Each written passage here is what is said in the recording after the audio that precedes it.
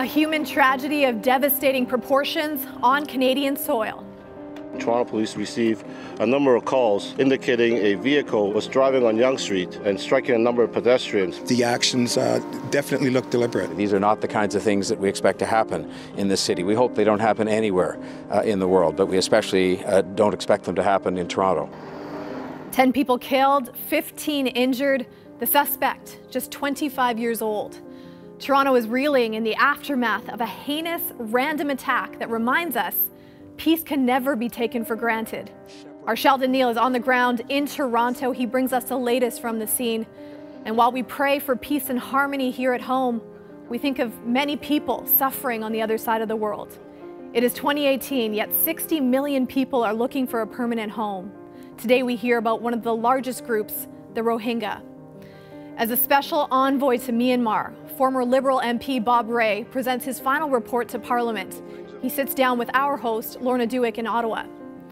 Not since the World Wars have we seen such an influx of people on the move, millions fleeing war and famine, trying to escape to a better life.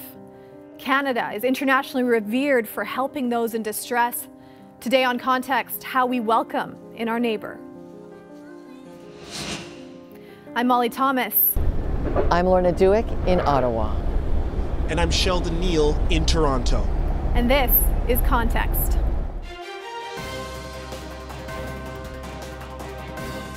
A suspect in custody after a dramatic standoff with a police officer. Sheldon Neal reports from the scene in Toronto. And our Lorna Dueck is in Ottawa to speak with Bob Rae as he presents his final report to Parliament on the humanitarian and security crisis of the displaced Rohingya people of Myanmar. We also talk with Open Doors Canada about the lesser-known persecuted Rohingya Christians also in Myanmar. I was trying to, because I'm going to meet my daughter for the first time, and I didn't know how she was going to react. Separated for almost 4 years because of immigration hurdles, a Saskatchewan family shares their story of prayer and perseverance.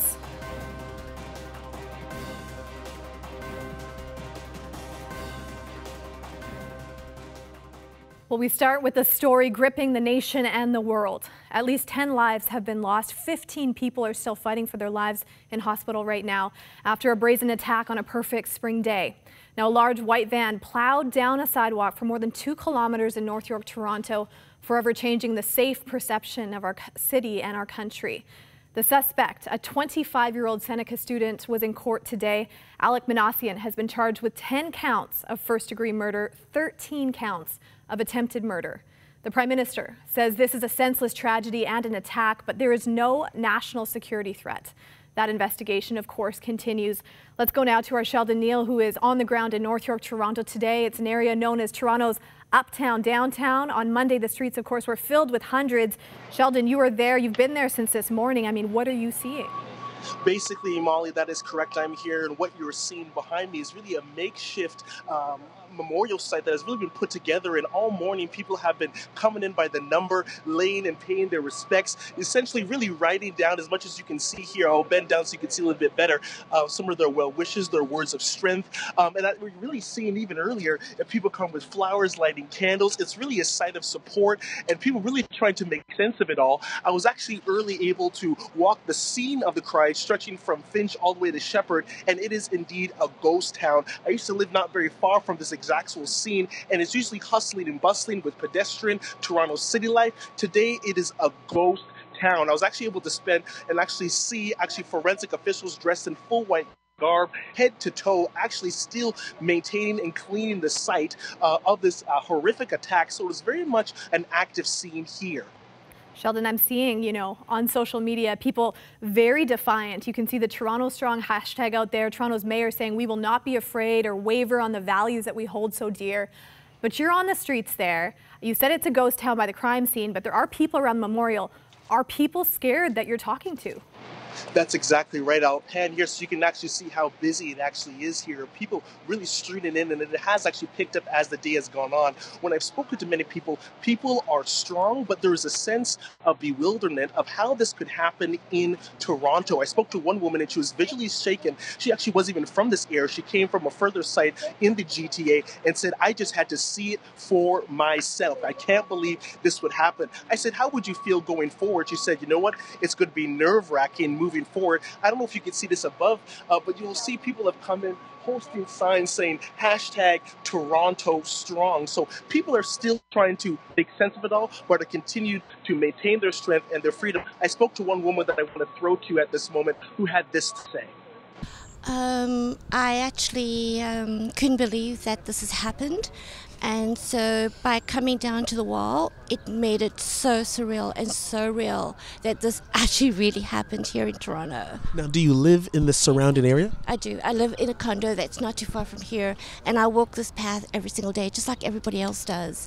And so, yeah, it was something that we never expect to happen. You never expect to happen to you or to anyone that lives in your community. I mean, it's just surreal, really surreal, yes. For now, Context will continue to bring you extensive coverage on this alongside Huntley Street. But for now, Molly, back to you.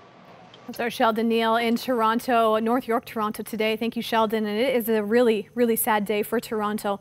May the city never lose our tagline, Toronto the Good. Of course, there's amazing people there on the ground helping, from doctors, paramedics, medical professionals, and just people on the street. We say thank you to everybody out there, and we continue to pray for all of you. Well, we will go now to the second half of our show on the world refugee crisis and what's being done about that. Lorna Dueck now with former Liberal MP Bob Rae, who is presenting his final report on the Rohingya people. Mr. Rae, we're delighted you're with us. Thank you so much. Tell us what you found in Burma. Well, I mean, it's really, really tough. I mean, there's been about 1.5 million to 2 million Rohingya Muslims living on the west coast of Myanmar, and there's been a steadily eroding position that they've had in that country, facing a lot of discrimination, a lot of challenges towards them, and over time, the last 25 years, there's been many times when many of them have felt they had to go to Bangladesh, and so they've gone to the next country, the country next door, which has taken them in.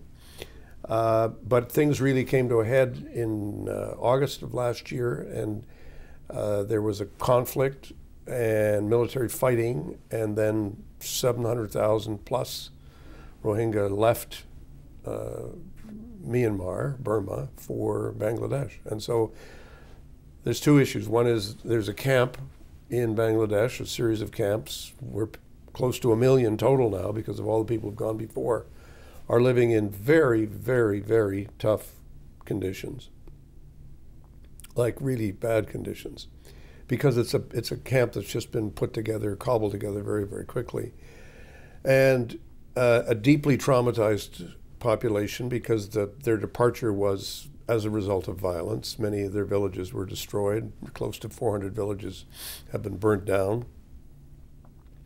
Much violence, sexual violence, other terrible things have happened, and people are there now. Plus, you've got a very precarious population in Myanmar still there. So you put this together, you have a human tragedy of enormous dimensions, and the world has been slow to respond to that. You called your report "Tell Them We're Human." Why did you pick that title? Because I think it came out of a meeting that I had with a man who told me his story about how he'd left and how he'd brought his family with him, and we had a long chat and sat and talked. And he was very much in control of the situation. He was a teacher, he could speak reasonably good English, and he seemed very much together. And as I was leaving, and I said, goodbye, and I said, what would you like me to tell people when I tell them a situation? And he looked at me and he broke down and he started to cry.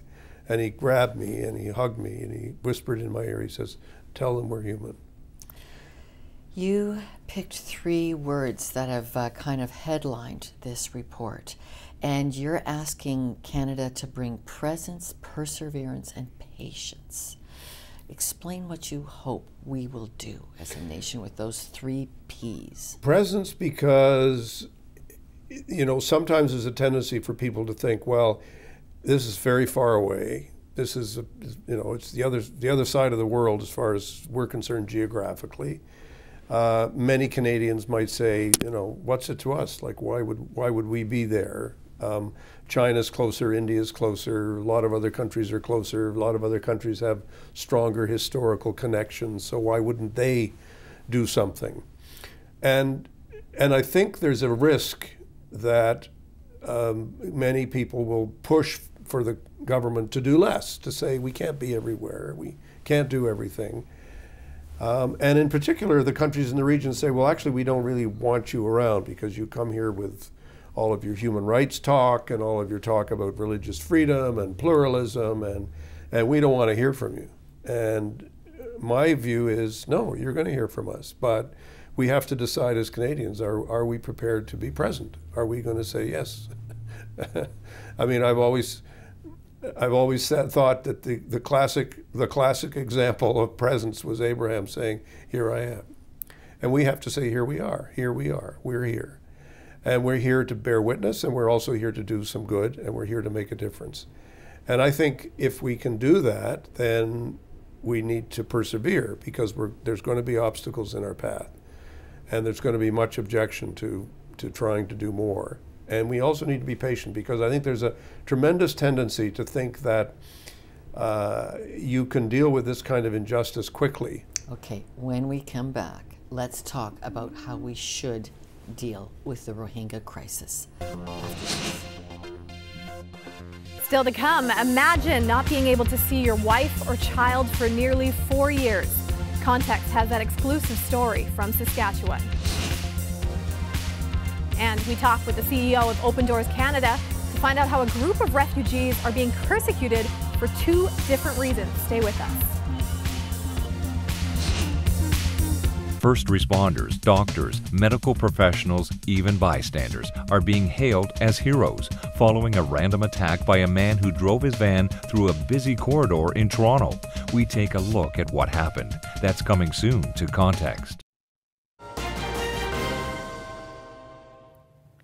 Well, now we have more from Ottawa with Lorna and Bob Ray on the Rohingya crisis.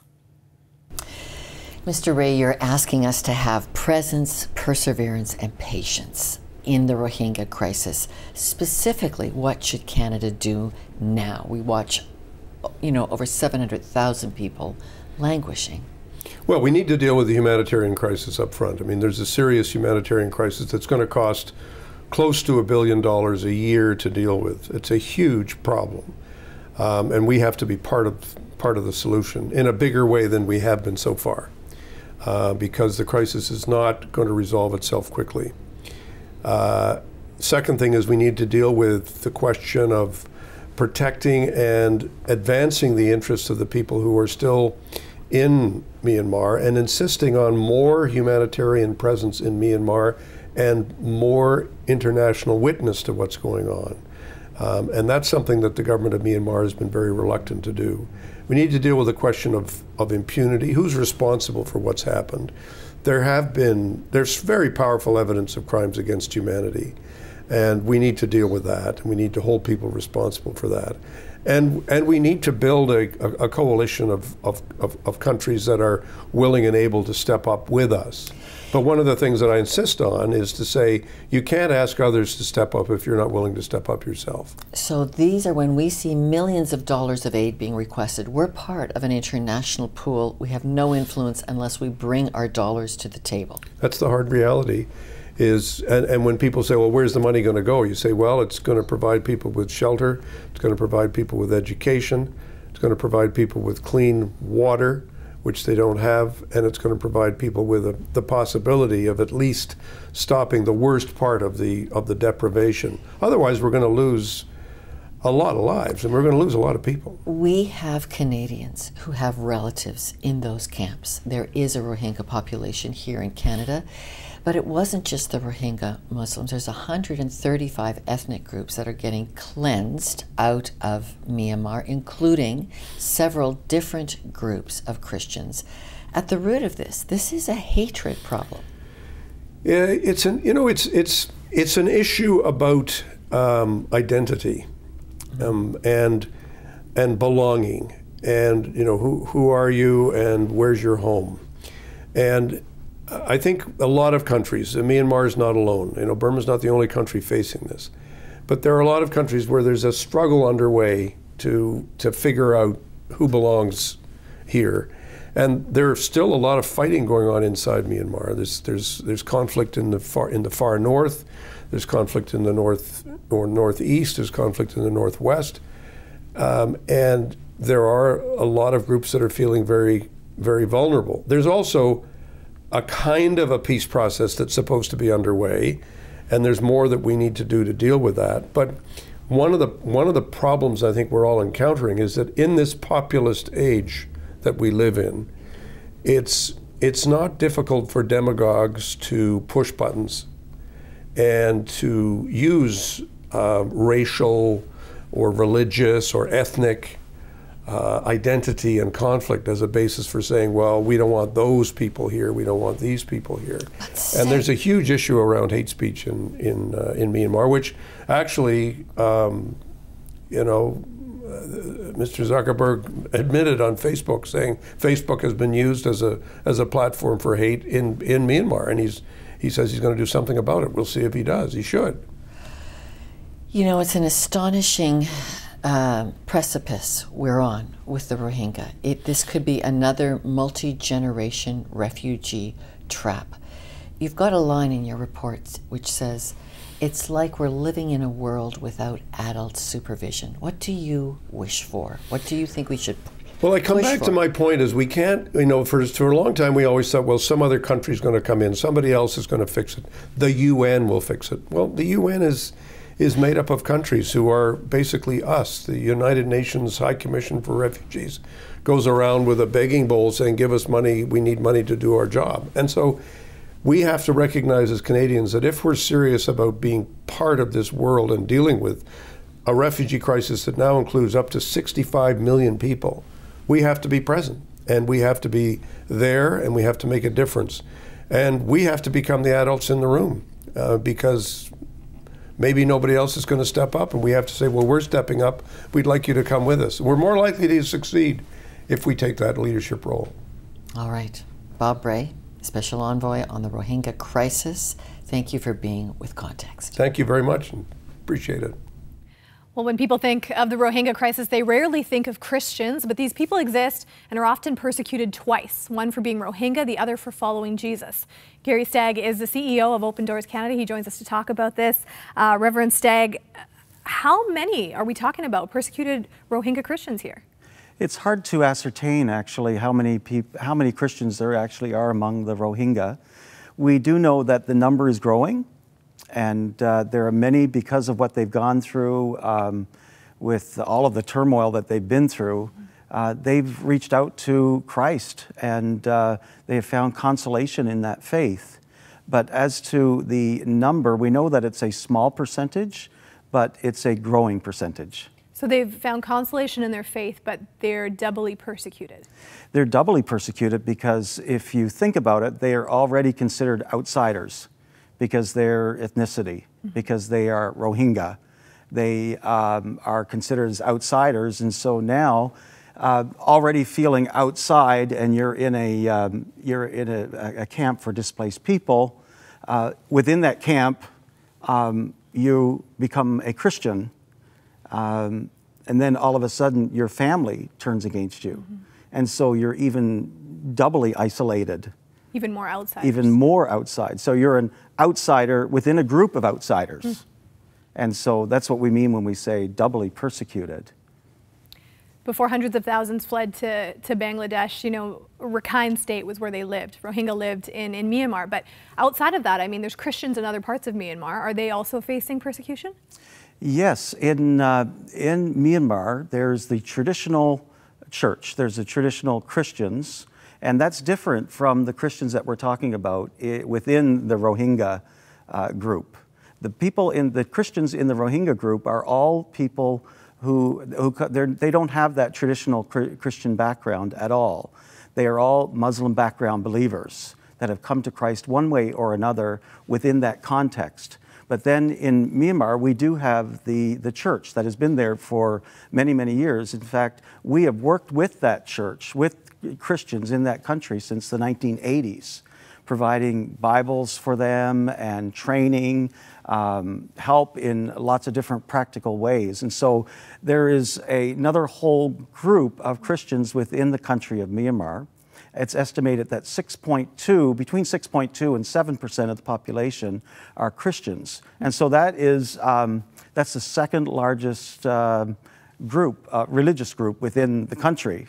And so that's estimated about 3 million people. Wow, and a lot of people don't even know about this. I know that Open Doors has a World Watch List. People can check that out on your website. Reverend Gary Stagg, thank you for your time today. You're welcome. Thank you for having me. Not seeing somebody for almost 4 years, it's almost like you have to get to know them again. Rekindling relationships. A Kenyan father reunites with his wife in Canada and meets his daughter for the first time. That story is next. First responders, doctors, medical professionals, even bystanders are being hailed as heroes following a random attack by a man who drove his van through a busy corridor in Toronto. We take a look at what happened. That's coming soon to Context. Even if you're not a refugee, getting into Canada as an immigrant can be very difficult. Molly Thomas brings us the story of how one family who's persevered despite all odds. Okay, so this was my Christmas present to Tony this year. It's a portrait of us together when Annabelle was an infant. So I had a picture. This was originally my mom, and then I sent a picture to the artist, and they superimposed Tony in there. It kind of shows that he was here with us from the beginning.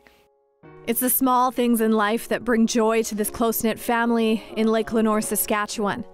They've learned to never take for granted precious time with loved ones. No, that doesn't go there. It goes here. We don't know how lucky we are to have a Canadian passport because we can basically travel anywhere, anytime.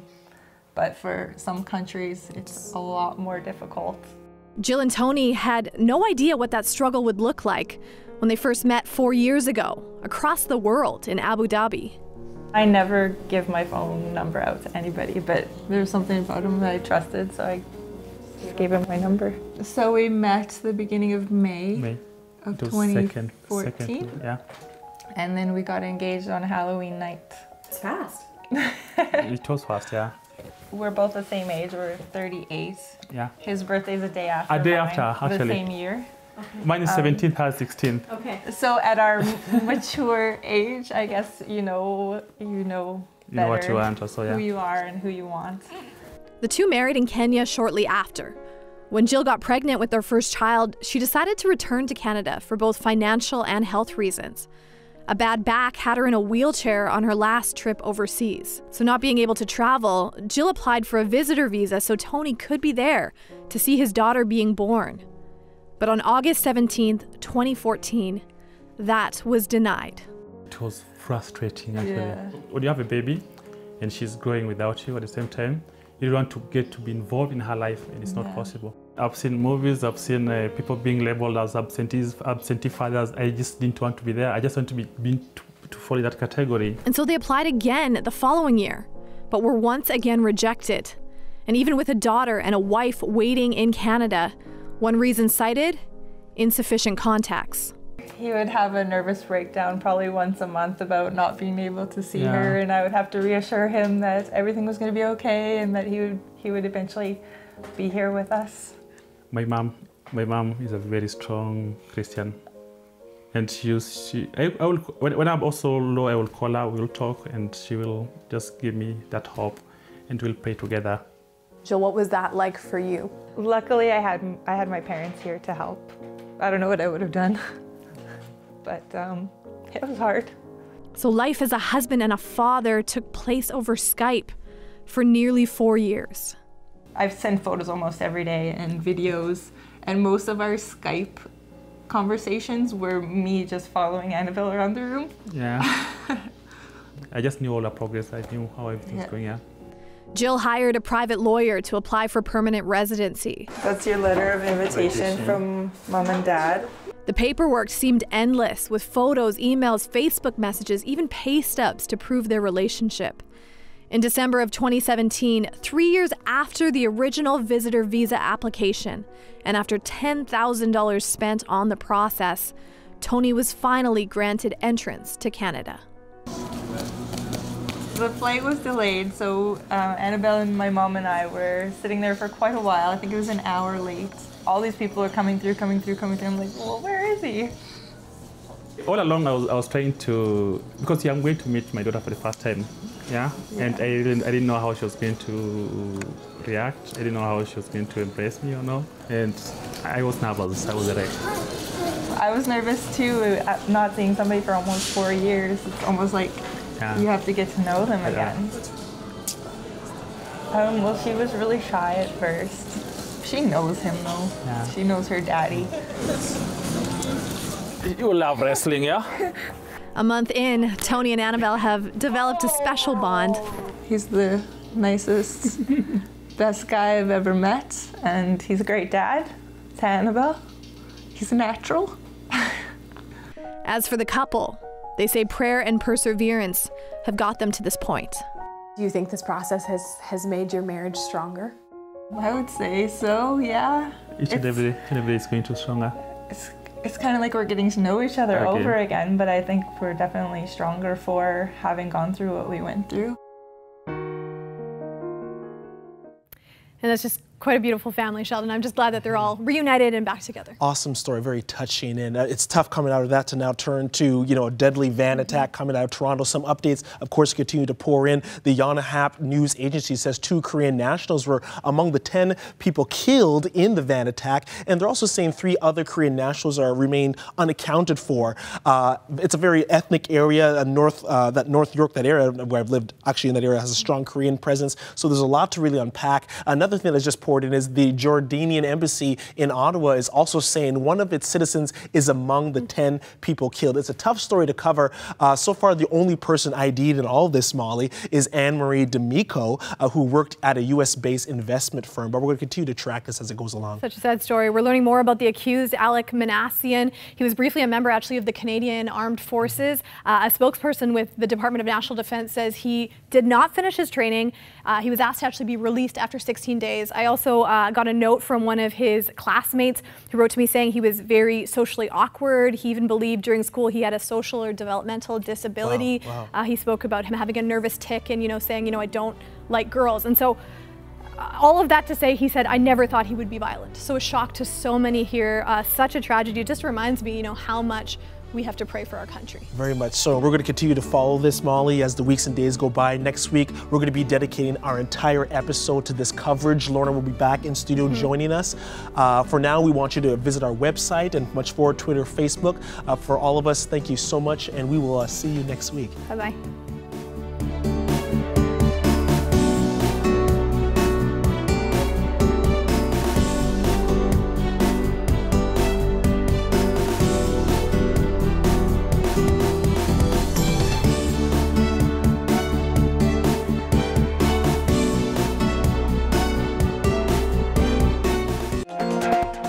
I'm Lorna Dueck, and you're watching Context. Voters turning their outrage into online worldwide trends. Quebec has an interesting relationship with race and religion. We'll never arrest our way out of this problem. I guess the politics ahead of the people on the front lines is more concerning. It's too dangerous for us to go over to Syria right now. This is real, isn't it? We could be looking at another Rwanda. God gave us this amazing place, and what we are doing to it is a sin. Well, this is an issue our next guest is an expert on. I think it's going to be very difficult for the province to follow these rules. What is the standard that the church asks? And he said, God's got you. You are protected. How does that get decided, what the Pope will address? Joining me now is Wilma Dirksen. What you're talking about here is the treatment of women in media and entertainment. Bad behavior, is it out of control? Join tonight's important discussion.